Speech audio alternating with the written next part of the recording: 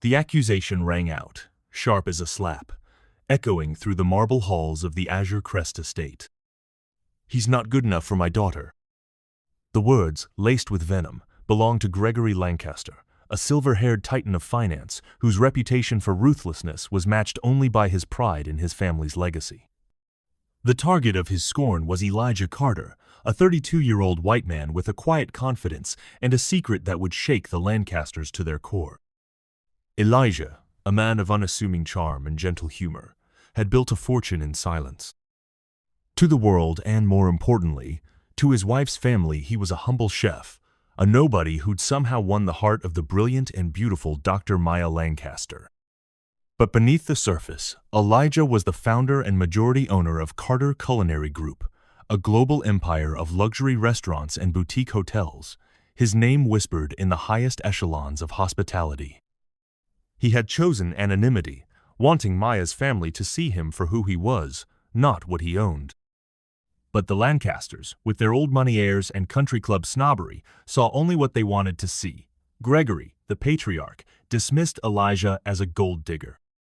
His wife, the icy and elegant Victoria, barely concealed her disdain. Their son, Julian, was a loyal shadow, always eager to please his father, while the family's close friend, Simone Duval, a statuesque black woman with a taste for power and a history with Maya, hovered on the periphery, her intentions anything but innocent. The stage for the coming storm was set at Azure Crest, the Lancasters' ancestral estate perched on the cliffs of Newport, Rhode Island. Every summer, the family gathered for a week of ostentatious luxury, parading their wealth before friends and rivals alike.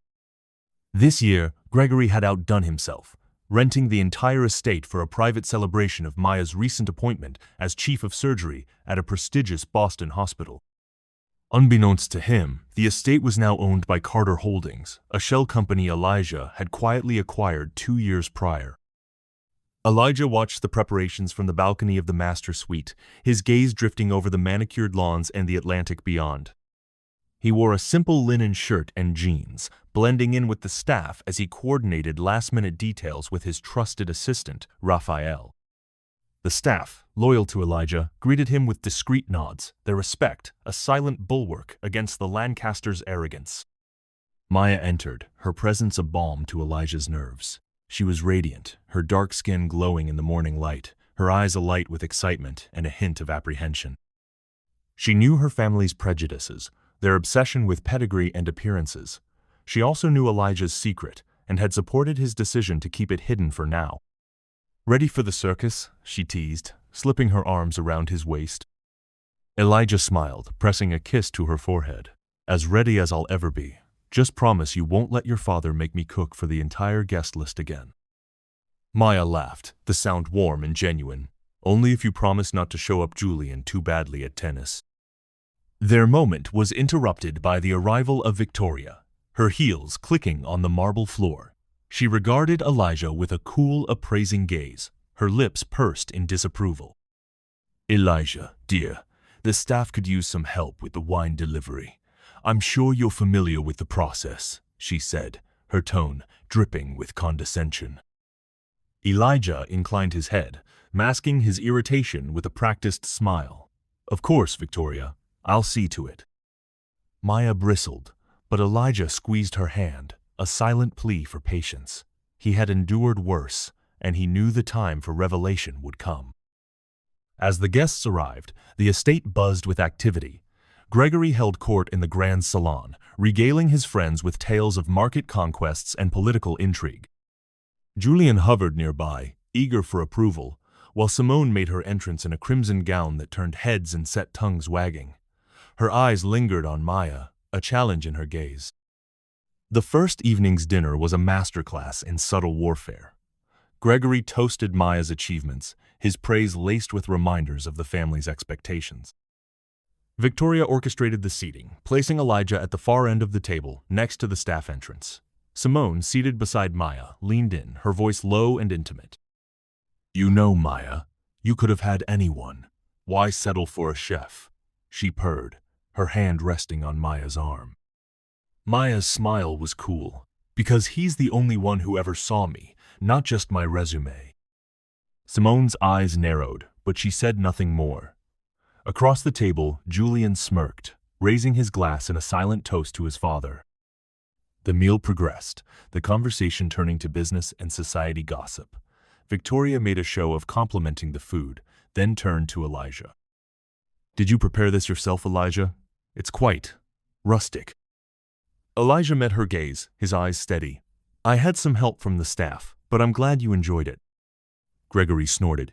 "A man who cooks for a living. How quaint. Tell me, Elijah, do you have any real ambitions?" Before Elijah could respond, Maya intervened, her voice sharp. "Dad, Elijah's work is his business, and he's damn good at it." Gregory's eyes flashed, but he said nothing more. The tension simmered, unspoken but palpable. As the week unfolded, the Lancasters' disdain became more overt. Gregory and Victoria plotted to introduce Maya to a more suitable partner, inviting Simone to every event and encouraging her to rekindle her old flame with Maya. Julian, emboldened by his parents' approval, took every opportunity to belittle Elijah, mocking his humble origins and limited prospects. But Elijah was not without allies. Raphael, his assistant, kept him informed of the Lancasters' machinations, while the staff, fiercely loyal, ensured he was never caught off guard. Maya, for her part, stood by Elijah, her love unwavering even as the pressure mounted. The turning point came on the third night, during the estate's annual masquerade ball. The grand ballroom glittered with crystal chandeliers and masked guests, the air thick with anticipation. Gregory, resplendent in a tailored tuxedo, made his move. He cornered Maya on the terrace, Simone at his side. "Maya, darling, you deserve someone who can match your ambition, someone who understands our world. Elijah is fine, but he's not one of us." Simone stepped closer, her mask slipping to reveal a predatory smile. "You know I've always admired you, Maya. We could build something incredible together." Maya recoiled, her eyes flashing with anger. "I love Elijah, and nothing you say will change that." Gregory's expression hardened. "You're making a mistake. One day, you'll see that." Inside, Elijah watched the exchange from the shadows, his heart pounding. He knew the time had come to reveal the truth. But fate intervened in a way no one expected. Later that night, as the guests danced and drank, Raphael approached Elijah with a grim expression. "We have a problem." Julian and Simone were seen in the kitchen with a bottle of something suspicious. They were laughing about teaching the chef a lesson. Elijah's blood ran cold. He slipped away, making his way to the security office, where he reviewed the footage. The screen showed Julian and Simone pouring a clear liquid into a decanter of wine Elijah's favorite, set aside for him by the staff. "They think they can humiliate me," Elijah muttered, his jaw clenched. Raphael nodded. "What do you want to do?" Elijah's eyes hardened. "Activate Protocol Indigo." Protocol Indigo was a contingency plan Elijah had developed for exactly this kind of situation. It involved gathering evidence, alerting legal counsel, and preparing for a public confrontation if necessary.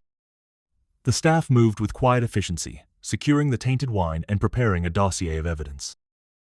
The next morning, the estate was abuzz with rumors.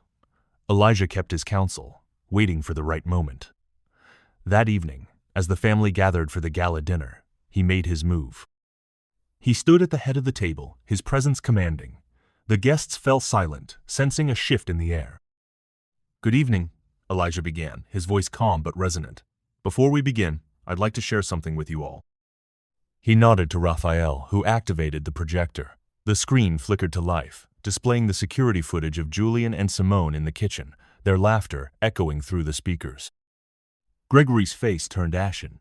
Victoria gasped, her hand flying to her mouth. Julian stammered, "It was just a joke." Elijah cut him off, his tone icy. "A joke that could have ended very badly. Fortunately, the staff intervened. But this isn't the first time I've been treated as less than, simply because of who you think I am." He turned to Gregory, his gaze unflinching. "You judge me by my profession, by my background, but you never bothered to ask who I really am." He reached into his pocket, producing a set of documents. "As of 2 years ago, Azure Crest Estate has been owned by Carter Holdings. That's me. Every dollar you spent on this week's festivities went into my company's coffers." A stunned silence fell over the room. Gregory's mouth worked soundlessly, his composure shattered. Victoria looked as if she might faint. Julian's face was a mask of disbelief, while Simone's eyes blazed with fury. Elijah continued, his voice steady. "I built my empire from nothing. Carter Culinary Group owns and operates over 50 luxury restaurants and hotels worldwide. I chose to keep that from you, not out of shame, but to see your true character." He turned to Maya, his expression softening. Maya knew. She supported me, even as you tried to tear us apart. Maya rose, crossing the room to stand by Elijah's side. "I chose Elijah because he's the only one who ever saw me for who I am, not what I represent." The guests erupted in whispers, the scandal spreading like wildfire. Gregory tried to recover, his voice trembling. "You can't do this. We're family." Elijah's smile was cold. Family doesn't try to poison each other. Family doesn't scheme and belittle. As of now, you are no longer welcome at Azure Crest. Security will escort you out. Raphael signaled the staff, who moved with quiet authority to usher the Lancasters and their allies from the estate. Simone tried to protest, but Elijah silenced her with a look. "Your consulting firm, Simone, acquired by Carter Holdings this morning. You'll be reassigned to our Johannesburg office, or you can resign." Simone's face crumpled, her bravado evaporating. Julian, pale and shaken, followed his parents into the night, their empire in ruins. The aftermath was swift and brutal. News of the scandal spread across social media, the footage of Julian and Simone's plot going viral. Gregory's reputation was destroyed, his business partners distancing themselves in droves. Victoria retreated from society, her invitations drying up overnight. Julian, once the golden boy, found himself unemployable, his name synonymous with disgrace. Simone's career was over, her attempts to re-enter the elite circles met with cold indifference. Elijah and Maya, meanwhile, flourished. With the truth revealed, Elijah embraced his role as a leader and innovator, expanding Carter Culinary Group into new markets. Maya, freed from her family's expectations, launched a foundation dedicated to supporting underprivileged youth in the culinary arts, her passion for mentorship ignited by Elijah's example. Their marriage, tested by betrayal and adversity, emerged stronger than ever. Late-night walks along the cliffs of Newport became their sanctuary, the ocean's roar a reminder of the storms they had weathered together. 2 years later, Azure Crest stood as a beacon of hope and transformation. The estate, once a symbol of exclusion and arrogance, was now a haven for aspiring chefs and entrepreneurs, its doors open to all. Elijah's office, overlooking the Atlantic, held a single artifact from that fateful Wicca decanter, preserved in a glass case, a reminder of the power of truth and the cost of dignity. The media couldn't get enough of Elijah's story. Business journals hailed him as a visionary, while social commentators praised his commitment to justice and inclusion. Applications to work at Carter Culinary Group tripled, and Elijah instituted a zero-tolerance policy for elitism and discrimination. Every employee, from dishwasher to executive, was valued and respected. Maya's foundation, the Carter Lancaster Initiative, became a force for change, its scholarships and mentorship programs transforming lives across the country. At the Foundation's annual gala, held at Azure Crest, Maya took the stage, her voice ringing with conviction.